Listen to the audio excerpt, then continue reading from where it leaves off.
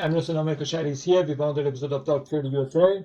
Well, as you guys predicted, some of you, we lost the war, but we won the battle. I wanted to put it as the title of this video, but then I saw a couple of interesting stats about the election in District 4th of Kentucky.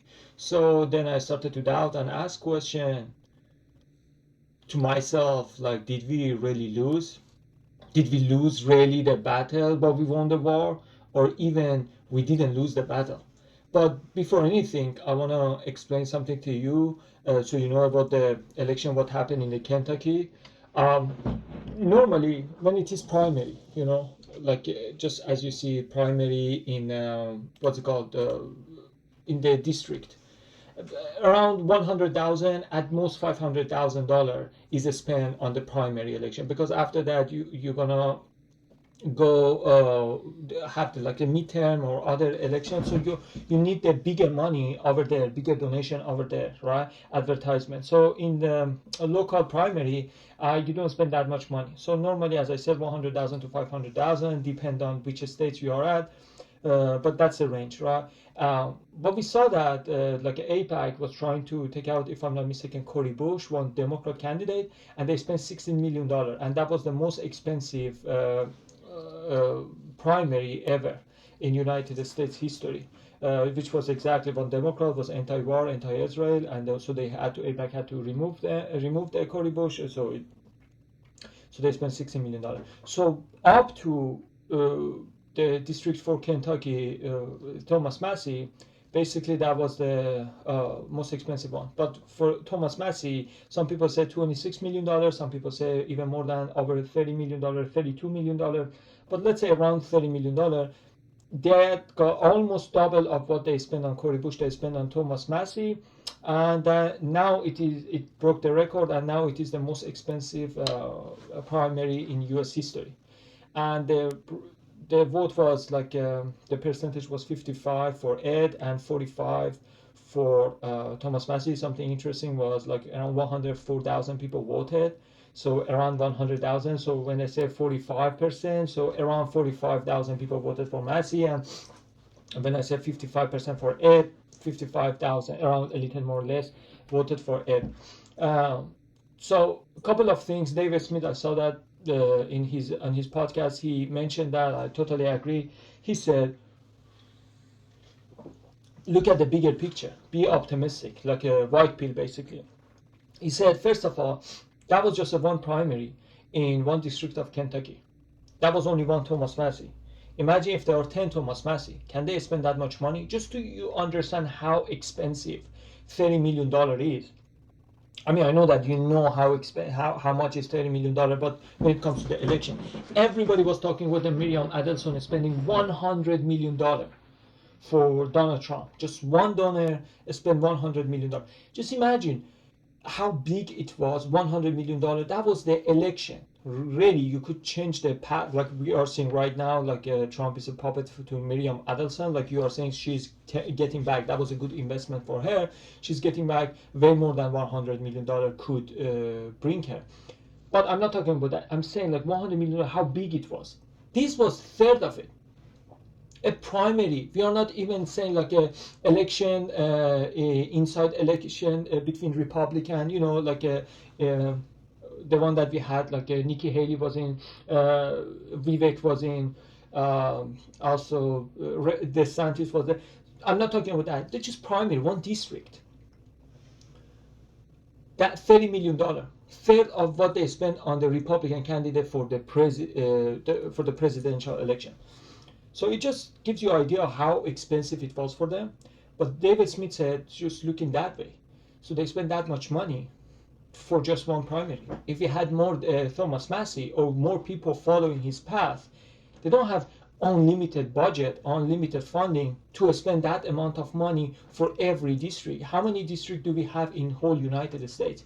That is gonna be like, they don't have that much wealth, even if they spend all of their money. So eventually it's gonna crack in, and they're gonna go bankrupt. And after that, more and more gonna come. Like when there's a dam, like just only one drop gets through, and then the others come, and then dam entirely cracks and then get broken. Uh, so I know it is sad. It is kind of disappointing what happened. But they, as David Smith was saying, look, it got all of them. They did everything they could. They brought Pete Hegseth to campaign for him. They brought, like, who was that snake? Stephen Miller over there. Even J.D. Vance was attacking. Like, everybody was attacking him. Trump normally doesn't even tweet, just repost whatever White House official page posts something, just he reposts. You don't see him post anything on X. He just posts on Truth Social. He just reposts over there. So he doesn't post anything. After years, the only time that he posted on X was when he was attacking right before the election against Thomas Massie. Just it shows how important it was. On every occasion, everything that has happened, he didn't put anything on X, just in Truth Social and like just reposted on X. But this time he posted like literally on the app. Just shows like how crazy it was and how expensive it was for them. So Thomas, like David Smith was showing, like Batman asked Superman, just tell me, do you bleed? So if I know that you bleed, you will die, right? So that's a question like they asked in Hollywood. This is what we realized yesterday. The AIPAC party, those coalition, Epstein Class, as Thomas Massie says, they bleed. That's the craziest part. Just like in a Hollywood movie, that when we realize that they bleed, so we find a way to defeat them. That night, yesterday, we realized that they bleed. So for that reason, I'm kind of optimistic as well, and I hope still he will be in Congress for 7 more months, and after 7 more months, it's going to be what? It's going to be 2027, and it's going to be almost 2 years till November 2028 election. So 2 years is the best time to start his journey as a president. Is perfect. So 7 months as a Congress, just make better resume than already the brilliant resume he has, and after that just go full day. And the crazy thing about Thomas Massie is normally other candidates, they beg to be president and they try to convince people, please vote for me. This is the only candidate that people are begging him to like register for as a president, but he's denying. Like, you see, like, this is the real president you need, not somebody who is trying to convince you, force you to vote for him, but the one that people are asking him to be the president. Like, as you see, the Imam Ali, that's the sort of Zulfaqar from Imam Ali. He was like that. He's the, let's say, in Islamic history, like, he's the 4th Khalifa after Prophet Muhammad, and basically people were bay'at. Bay'at basically means like right now we vote. Like back in the day, they were shaking hand. That shaking hand was just like signing contract. That's called bay'at. Like, they were doing bay'at. Please come and be our Khalifa. That's a similar situation over there. But anyway, so for that reason, I started to basically look at it in that perspective, that maybe that loss was taking us to the pathway moving forward. Because also remember, if Thomas Massie won, people would be a little satisfied. Say, oh, at least we have him on the Congress. But he's only one congressman. He can bring so many bills on the floor and nobody gonna vote for it, right? So for that reason that I'm saying, maybe we needed to lose, so people realize that, okay, there is no hope. We have to do drastic change in the country. So about that night, he lost 45-55, but then when I look at the stats, it was very shady. But I'm gonna talk about the donors. So 3 major billionaire donors heavily sponsor political action committees, super PACs, supporting former Navy SEAL Ed Galerian during his 2026 congressional primary bid against Thomas Massie in Kentucky 4th District. So one of them was Paul Singer. Remember those names: Miriam Adelson and John Paulson. Bro, these people are not even conservative, some of them. One of them, like, literally Trump said about Miriam Adelson, I asked her, do you care about America more or Israel? She didn't respond, so by that response I realized that she cares about Israel more. Just that is enough to know who she is. And Paul Singer, if I'm not mistaken, or John Paulson, I think John Paulson, if I'm not mistaken, he basically is a liberal. What happens? Why should a liberal vote for, like, sponsor that amount of money for Republican candidate? Because it wasn't Democrats versus Republican, it was Republican versus Republican, which is crazy to me. But now I want to go through some stats about 4th District, Kentucky, and then so you guys can see it yourself. Okay, let me make it bigger. Okay, let me read it for you. Was a Massie primary rigged by AIPAC? I'm reading on top. Massie has run against opponent in primary since 2014. They usually get about 15,000 votes. Massie gets about 50,000 votes. But in 2026, his opponent mysteriously got 57,000 votes. Remember, that was 15,000 by average.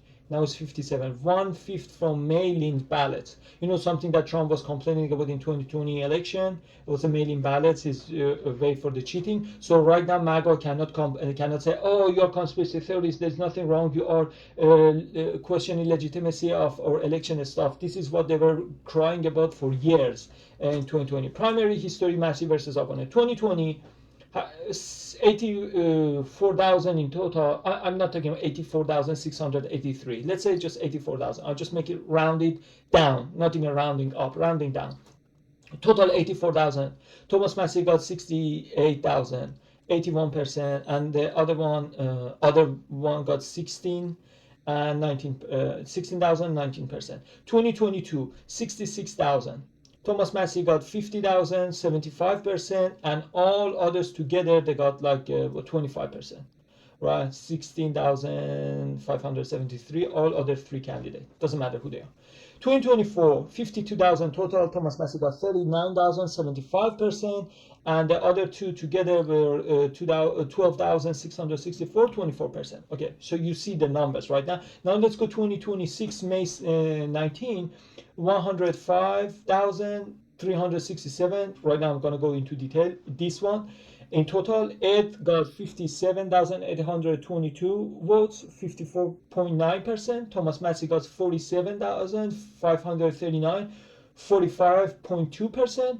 So opponent vote, that's only one was Ed, 57,822 what he got, because previous one you could see in 2024 and 2022 there were a couple of candidates, all together there were 12,000 or 16,000, but this one only him got 57,822, got 55%.